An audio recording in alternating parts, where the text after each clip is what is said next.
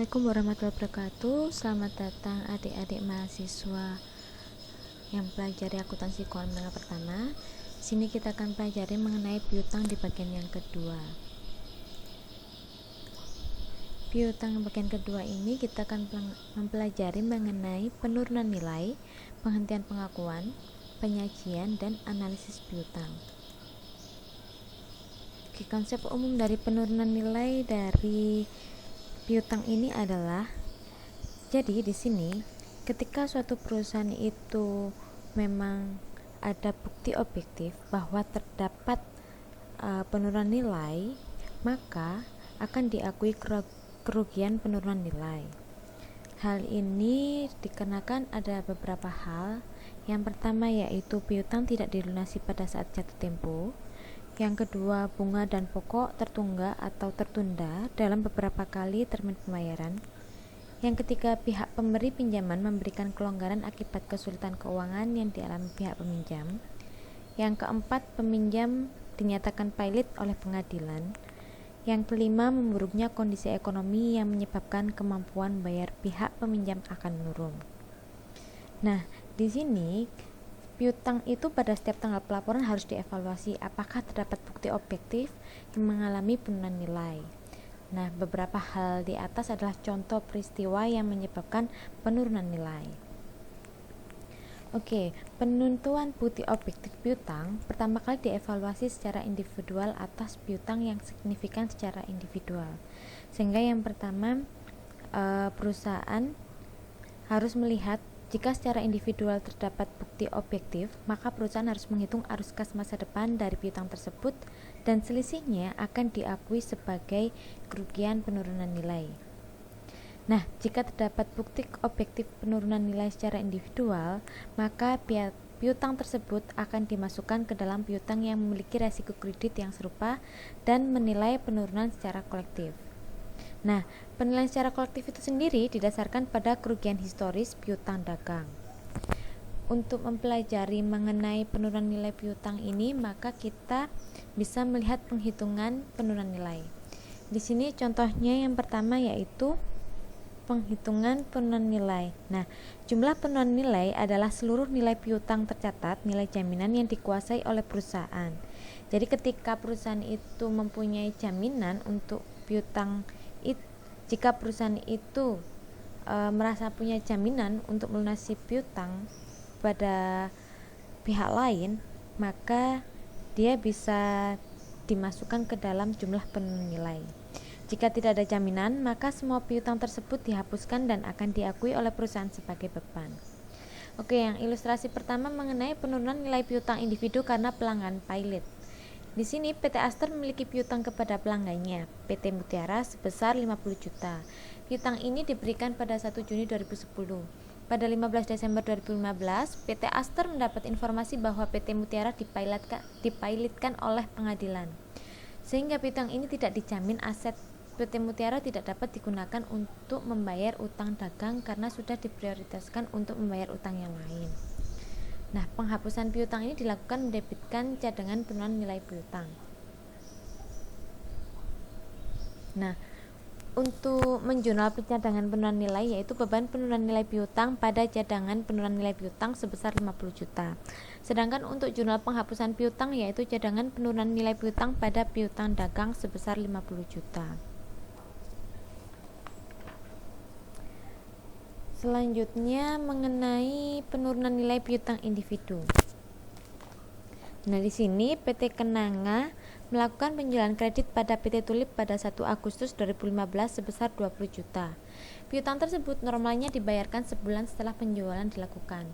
Sampai tanggal 31 Desember 2015, saat PT Kenanga menyusun laporan keuangan, piutang tersebut belum dibayarkan. PT Tulip akan berjanji melunasi piutang tersebut pada akhir Desember 2017 dengan bunga pasar sebesar 10%. Nah, piutang tersebut akan dihitung penurunan nilai sebesar 20 juta dikali dengan 0,82645. Mohon maaf, ini tidak ada komanya ya. 0,82645 itu bisa dilihat dari tabel present value dengan bunga sebesar 10% pada periode kedua. nanti akan menghasilkan 0,82645. Nah, kemudian dikalikan dengan 20 juta hasilnya 16.529.000. Nah, di sini berarti ada penurunan nilai sebesar 3.471.000 dari 20 juta dikurangi dengan 16.529.000. Jika dibuat jurnal, maka beban penurunan nilai piutang pada cadangan penurunan nilai piutang sebesar 3.471.000. Ini PT Kesturi memberikan pinjaman kepada PT Kenanga sebesar 200 juta pada 30 Desember 2010. Pinjaman tersebut diberikan selama 2 tahun, suku bunga 10% dikenakan atas saldo pinjaman yang belum dilunasi. Pinjaman tersebut akan diangsur 2 kali tiap akhir tahun. Diharapkan pinjaman tersebut dilunasi pada 30 Desember 2016. Namun, pada 30 Desember 2015, PT Kenanga tidak membayar angsuran dan bunganya. Diketahui PT Kenanga mengalami kesulitan keuangan. Untuk itu dilakukan negosiasi ulang pinjaman tersebut. Nah, di sini nanti dari contoh ini itu akan diuraikan dengan 3 kasus. Kasus yang pertama, dicapai kesepakatan dengan PT Kesturi, pinjaman akan dimulai diangsur pada tahun 2016. Namun tidak ada penambahan bunga maupun perubahan pokok atas schedule. PT Kenanga mendapat grace period selama 1 tahun untuk tidak mengangsur dan bayar bunga. Oleh karena itu, nilai utang akhir tahun kedua itu adalah sebesar 242.000. Dari 200.000 dikalikan dengan 1 plus 0,1 pangkat 2. Mohon maaf, untuk yang ini diabaikan ya. Mohon maaf, ini adalah untuk kasus yang kedua, yang mulai dari oleh karena itu sampai 42.000. Oke, kemudian di tahun pertama schedule awalnya adalah 120 juta. 120 juta berasal dari pokoknya 100 juta ditambah bunganya 10%, yaitu 20 juta, sehingga menghasilkan 120 juta. Ini mungkin adik-adik bisa melihat di buku di halaman 215 karena nanti akan tertutup dengan ini ya. Oke, kemudian PV lamanya 109.090.999. Ini dari mana? Dari 120 juta dikalikan dengan 1 plus I-nya, yaitu 10% dalam kurung pangkat min 1. 1 di sini adalah min N. Bisa disimpulkan bahwa PV lama ini adalah schedule awal dikalikan dengan 1 plus I pangkat min N. Oke, kemudian berikutnya di schedule awal yang ini adalah 110 juta, di mana sisanya ada 110 juta ini, dan PV lamanya adalah 110 juta dikalikan dengan 1 plus 10% pangkat negatif 2 atau pangkat min 2. Ini hampir sama seperti ini, hanya saja karena di tahun kedua maka ininya diganti 2 ya, dan ini schedule awalnya disesuaikan di tahunnya. Berikutnya ada perubahan schedule karena tidak bisa membayar tadi. Nah, tetapi tidak ada di kesepakatan, tidak ada penambahan bunga maupun perubahan pokok atas schedule, sehingga di schedule awal ini nanti ditarik di sini ya, di perubahan schedule ini. Kemudian di PV baru itu ada 99 juta. Itu adalah perubahan dari kasus dari ini tadi, perubahan schedule. Jadi PV barunya adalah 120 juta dikalikan dengan 1 plus 10% pangkat negatif 2 atau pangkat min 2. Oke. Berikutnya sama seperti ini, hanya saja disesuaikan dengan perubahan schedule-nya. Sehingga dihasilkan di sini PV lamanya ada 200 juta, di PV barunya ada 181 juta. Berarti perusahaan ini mencatat kerugian sebesar 18.181.818. Dari mana? Dari 200 juta dikurangi dengan 181 juta ini. Berikutnya, di kasus kedua ini, jika kesepakatan menyebutkan bahwa pinjaman akan diangsur mulai tahun 2016, namun angsuran pertama akan perhitungkan bunga tertunggal selama 2 tahun yang dihitung berdasarkan bunga jemu. Untuk angsuran kedua akan dilakukan pada tahun berikutnya. Nah, ini nanti ditambah dengan yang 42.000 dari perhitungan yang ini. Nih. Oleh karena itu nilai utang akhir tahunnya ada 200.000 dikalikan dengan 1 plus 0,1 pangkat 2 sama dengan 242.000 sehingga bunganya adalah 42.000. Nanti di perubahan schedule itu akan terjadi ini.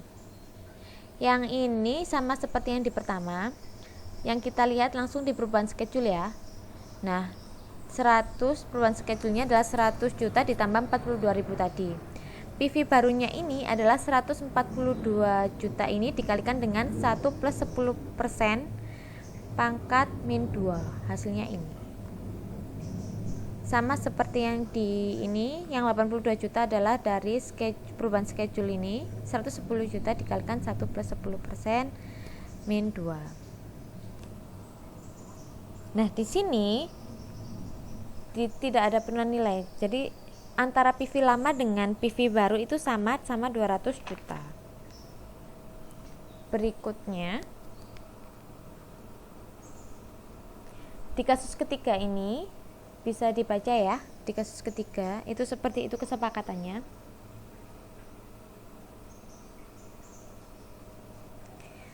Nah, di sini schedule awal sama PV lamanya sama ya. Akan tetapi perubahan schedule itu tidak di tahun kedua, tetapi langsung di perubahan schedule-nya di tahun yang ketiga. Nah, 48 juta dari mana ini? 200 juta dikalikan 0,12 dikalikan 2 sama dengan 48.000. Maka dari itu di sini perubahan schedule-nya yaitu 100 juta ditambah 48.000. PV barunya dari 148 juta dikalikan 1 plus 10% dikali di pangkat min 3. Nah, di sini 136 juta ini dari mana? Yaitu dari 100 juta ditambah dengan 100 juta dikalikan 3 dikalikan 0,12. Sehingga PV barunya sama seperti yang di sini, hanya dilihat schedule perubahan schedule-nya dan ini negatif 4. Di sini PV lamanya 200 juta, kemudian PV barunya 204.084.000. Akan tetapi, kenaikan suku bunga ini menyebabkan arus kas di masa mendatang lebih kecil daripada nilai kini arus kas berdasarkan schedule lama, sehingga tidak terjadi penurunan nilai.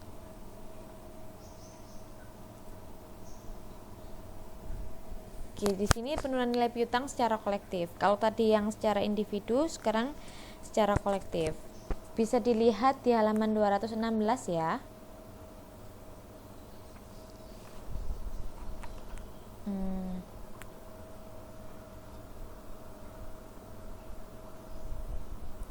Mohon maaf, ini seharusnya 14 jutanya itu ada di sini ya, di atasnya 15 juta, sehingga nanti selisih antara nilai piutang dengan kerugian penurunan nilai hasilnya 849.057. Nah, yang ketiga, jadi di sini nanti perhitungan yang pertama yang dinilai adalah yang pertama, total penurunan piutangnya adalah sebesar 3 juta dari ini ditambah dengan kerugian penurunan nilainya 849.000 ini ditambah dengan 2.220.000. Itu berasal dari mana? Dari 30 juta. Ini bisa 30 juta sampai dengan 25 juta. Itu dilihat di itu ya. Soalnya halaman 216 yang ini tadi.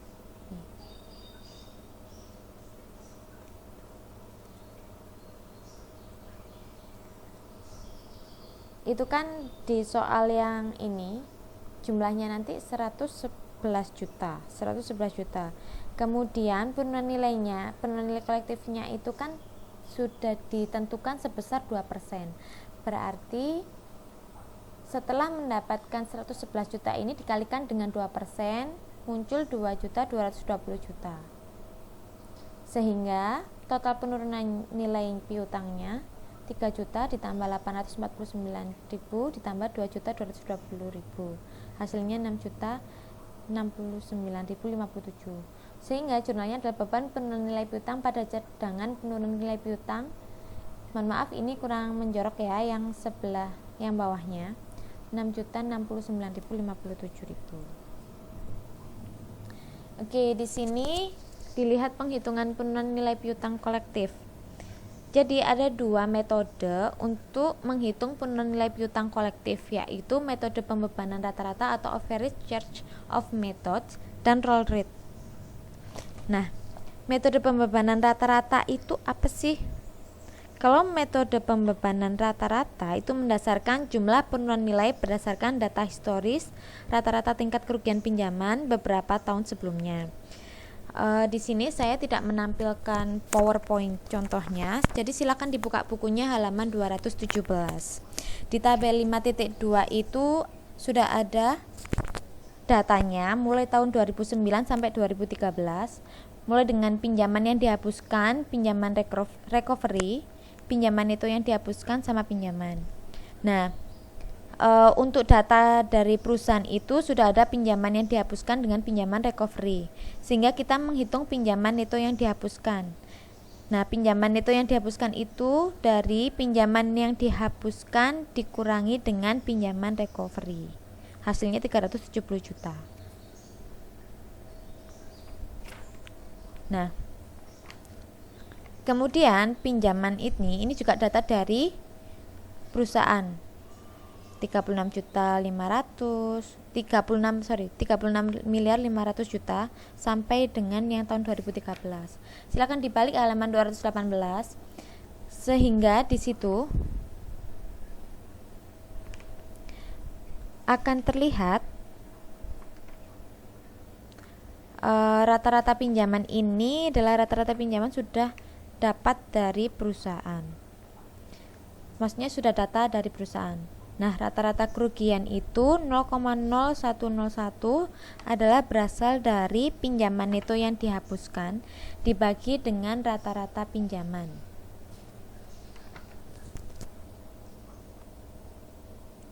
Itu bisa dihitung mulai tahun 2009 sampai dengan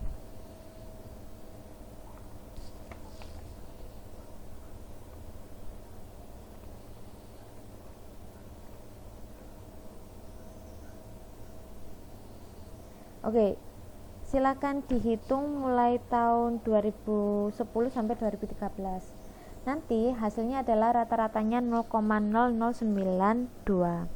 Total pinjaman tahun 2015 kan 48 miliar.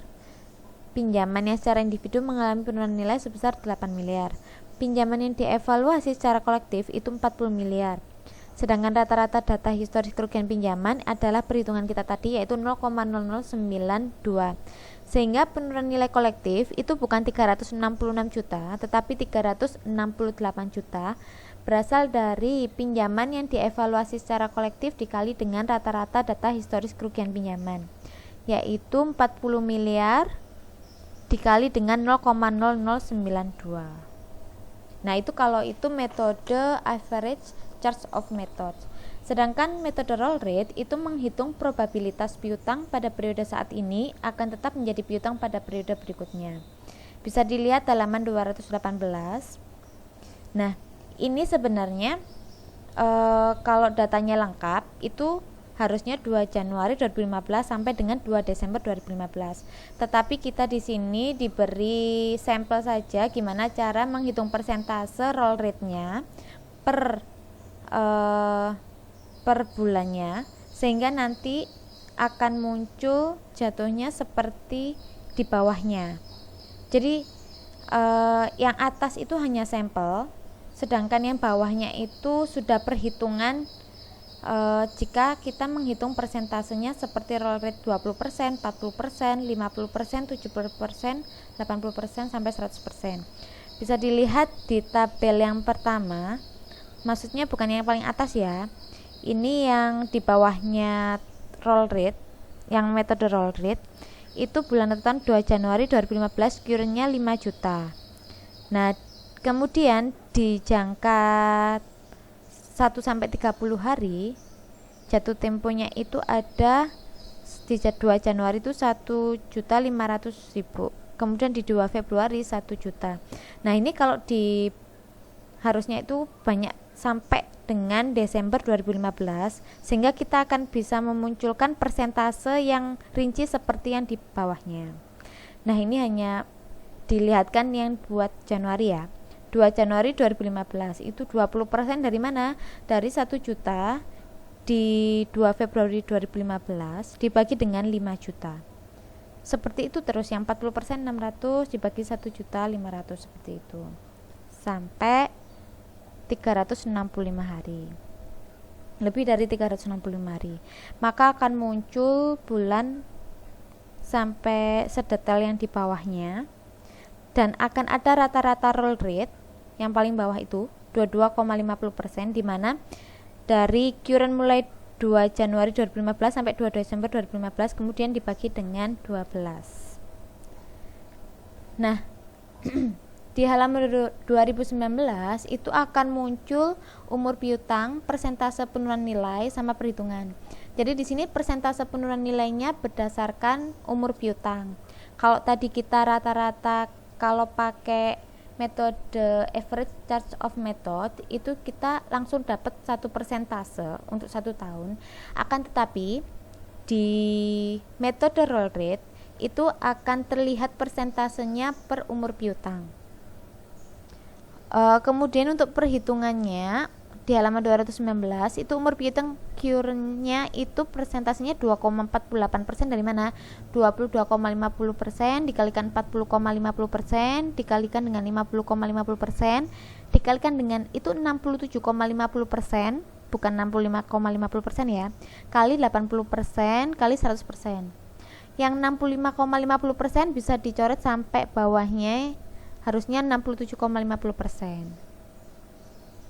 Oke, kemudian setelah kita mendapatkan persentase ini tadi, kita bisa menghitung cadangan penurunan nilai akhir periode dengan perhitungan di halaman 219.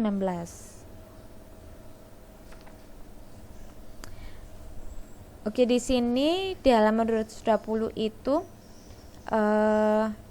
sedikit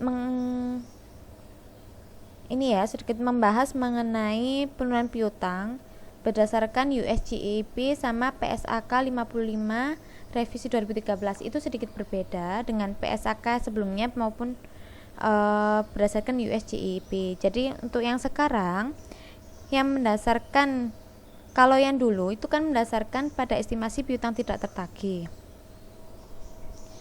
Nah, dan itu untuk estimasi piutang tidak tertagih itu ada 2 metode, yaitu didasarkan pada nilai piutang dan didasarkan pada nilai penjualan. Mungkin ini sudah dibahas ketika pengantar akuntansi kedua. Nah, kedua metode itu sebenarnya tidak diperkenankan ketika sekarang menurut PSAK 55 revisi 2013. Tetapi untuk standar berdasarkan piutang, untuk metode perhitungan berdasarkan piutang itu secara konsep teknik menghitung dapat tetap digunakan untuk menghitung penurunan nilai piutang secara kolektif. Hanya saja untuk menentukan persentase tidak tertagih harus didasarkan pada data historis. Karena PSAK sekarang menggunakan incurred model bukan estimate model. Seperti itu. Selanjutnya mengenai jurnal penurunan nilai. Di sini jurnal penurunan nilai dibagi menjadi 2, yaitu metode penghapusan langsung dengan metode penghapusan langsung dengan metode pencadangan. Akan tetapi di sini sebetulnya untuk metode penghapusan langsung itu tidak efektif. Lebih efektif menggunakan metode pencadangan. Kenapa? Karena metode penghapusan langsung itu bisa langsung menghapuskan tanpa akun cadangan penurunan nilai, sehingga ketika entitas ingin mengetahui penurunan nilai itu akan tidak terlihat. Contohnya di halaman 221 ini dengan metode penghapusan langsung. Oke, ini semua angka-angkanya sudah ada di ini ya, di soal ya, mungkin tidak perlu dibahas terlalu mendalam. Berikutnya penurunan nilai piutang dengan menggunakan metode cadangan. Oke, di sini untuk cadangan penurunan nilai piutang ini adalah sebesar 5 juta. Kemudian pelunasan piutangnya itu kas, cadangan kerugian nilai piutang pada piutang dagang. Di sini yang 67 juta, yang 3 juta ini berasal dari ini ya, soal ini ya. Kalau kalian mengamati soal ini sebenarnya kayak kebalik-balik, kasnya 67 juta, cadangan kerugian nilai piutangnya 3 juta, pada piutang dagangnya 70 juta. Berikutnya di 1 Oktober pelunasan piutang sebelumnya telah dihapuskan, yaitu piutang dagang pada cadangan kerugian penurunan nilai piutang sebesar 2 juta. Ini ya. Nah, kemudian kas pada piutang dagang sebesar 2 juta. Pada 31 Desember, jurnal penyusunan penurunan nilai untuk tahun 2015 yaitu beban penurunan nilai piutang pada cadangan kerugian nilai piutang. Itu berasal dari mana? Dari tanggal berapa?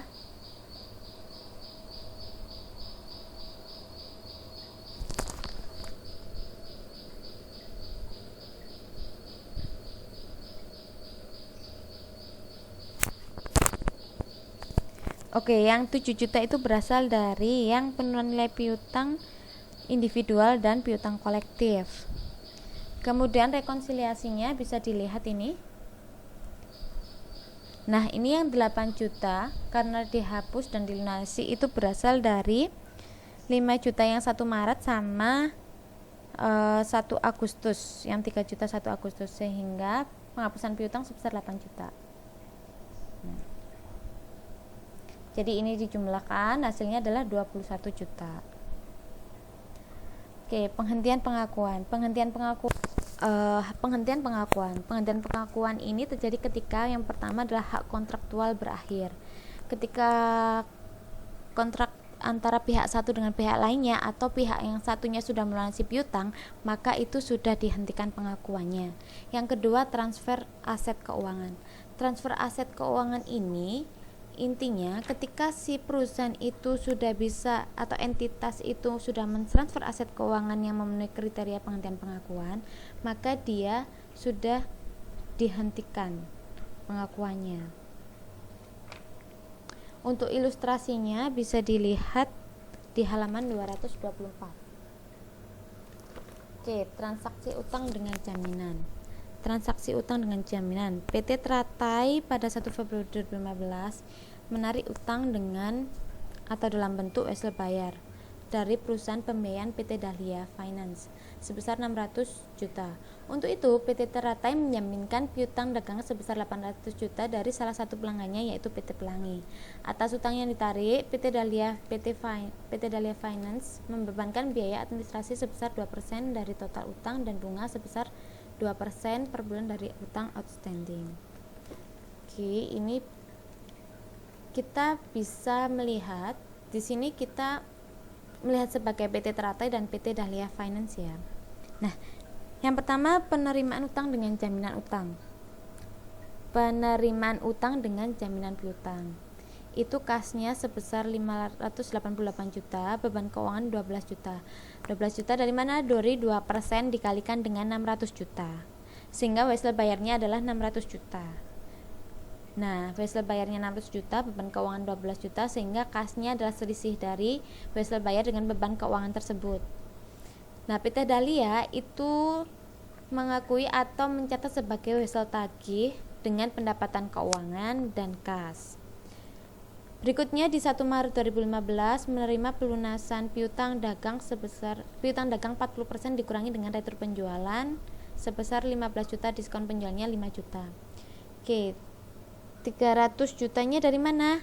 Dari 40% dari 40%-nya 800 juta, kemudian dikurangi 15 juta dan 5 juta, hasilnya 300 juta. Oke, berikutnya Di 2 Maret membayarkan kas yang diterima dari pelunasan piutang untuk membayar wesel bayar atas pelunasan sebagian utang ini, perusahaan dikenakan biaya bunga 2% per bulan. Oke, di situ wesel bayarnya adalah 300 juta, beban bunganya 6 juta, itu dari 2% kalikan dengan 300 juta, sehingga kasnya 306 juta. Berikutnya PT Dahlia, itu bukan kas ya, tapi wesel tagih. Kas pendapatan bunga pada wesel tagih, di bukan masih tertulis kas. Di 2 Mei menerima pelunasan piutang dari jumlah yang tersisa dikurangi piutang yang dihapuskan sebesar 20 juta. Kasnya sebesar 460 juta, cadangan piutang 20 juta. Nah, piutang dagangnya dari mana? 800 juta dikurangi dengan 320 juta yang tanggal 1 Maret. Di 3 Mei itu membayar, ini 3 Mei ya, membayar sisa utang kepada PT Dahlia finance ditambah dengan bunga. Nah, itu wesel bayar sebesar 300 juta, beban bunga 12 juta, kasnya 312 juta. PT Dahlia itu kas pada pendapatan bunga pada wesel tagih ya, bukan wesel bayar. Nah, di situ ada sedikit, sebelum masuk ke sini, di situ ada sedikit penjelasan mengenai anjak piutang atau factoring. Anjak piutang itu sendiri adalah piutang yang ditransfer kepada pihak lainnya untuk tujuan mendapatkan kas lebih cepat. Nah, di situ ada disclosed dan undisclosed factoring. Jadi, anjak piutang itu dapat dipisahkan menjadi 2, yaitu disclosed dan undisclosed factoring. Kalau yang disclosed factoring itu penyerahan piutang kepada perusahaan anjak piutang dengan sepengetahuan debitur. Kalau undisclosed factoring itu penyerahan piutang kepada perusahaan anjak piutang tanpa sepengetahuan debitur. Kalau contohnya alur disclosed factoring itu ada di halaman 225 yang bagian bawah ya, itu contoh disclosed factoring. Oke, kemudian transfer piutang itu terbagi menjadi 2, dengan jaminan dan tanpa jaminan. Kita melihat apakah dia itu secara substansi itu ada jaminan atau tanpa jaminan ya. Contohnya di halaman 227 ini contohnya adalah PT Kantil, ini bisa dibaca ya. Nah, ini kasnya sebesar 364 juta, kemudian piutangnya sebesar 16 juta, dari mana? 4% dikalikan dengan 400 juta. Nah, kerugian ini adalah 5% dari 400 juta. Sehingga jika dijumlahkan hasilnya, jika piutang dagangnya itu sebesar 400 juta. Sehingga kasnya adalah 400 juta dikurangi dengan ini. Muncullah 364 juta. Berikut penyajian dan pengungkapan. Untuk penyajian piutang itu sendiri di laporan posisi keuangan di bagian aset. Nah, disajikan seperti apa itu tergantung dengan karakteristik perusahaan. Jadi setiap perusahaan itu mempunyai piutang yang berbeda-beda. Contohnya PT Bank BNI, dia mempunyai cadangan kerugian penurunan nilai itu ada di total pinjaman yang diberikan. Itu termasuk aset ya. Pinjaman yang diberikan, kemudian yang terdiri dari pihak berelasi dan pihak ketiga, muncullah total pinjaman dikurangi dengan cadangan kerugian piutang. Berbeda lagi dengan piutang si PT Adikarya, di mana piutangnya terdiri dari piutang usaha, piutang retensi, tagihan bruto pemberi kerja, piutang pada Ventura bersama konstruksi. Jadi setiap perusahaan itu mempunyai karakteristik piutang yang berbeda-beda. Untuk pengungkapan kebijakan akuntansi piutang itu diletakkan bersamaan dengan pengungkapan instrumen keuangan. Di antaranya metode pengakuan awal, pengukuran setelah perolehan, metode untuk menghitung penurunan nilai, dan penjelasan mengenai penghapusan piutang. Bisa dilihat di buku 230 sampai dengan 232. Kemudian ada analisis piutang. Oke, analisis piutang di sini entitas itu dapat melakukan analisis piutang dengan menekankan pada risiko tidak tertagihnya piutang. Nah, Dalam melakukan analisis ini, pertama, itu kita harus melihat kebijakan akuntansi yang dilakukan dalam mengukur serta menilai piutang dan cadangan penurunan nilai. Setelah itu, analisis ini dipertimbangkan apakah penurunan nilai ini dilakukan penurunan nilai yang dilakukan itu telah cukup atau tidak. Sehingga seorang analis dapat melakukan penyesuaian sebelum melakukan perhitungan rasio-rasio keuangan terkait piutang. Entitas dengan perputaran piutang tinggi itu menandakan bahwa entitas tersebut tinggi, maksudnya bagus. Ketika perputaran piutangnya itu semakin tinggi, maka dapat dilihat bahwa entitas itu bagus dalam mengelola piutangnya. Perputaran piutang berasal dari penjualan dibagi dengan piutang rata-rata. Sedangkan umur piutang sama dengan 365 dibagi perputaran piutang. Umur piutang dihitung dengan hari dalam 1 tahun dibagi dengan perputaran piutang. Semakin lama jangka waktu piutang mengindikasikan perputarannya semakin rendah, sehingga modal kerja perusahaan itu banyak berhenti di investasi piutang. Seperti itu. Terima kasih. Selamat belajar. Semoga apa yang sudah diberikan ini bermanfaat untuk kalian. Wassalamualaikum warahmatullahi wabarakatuh.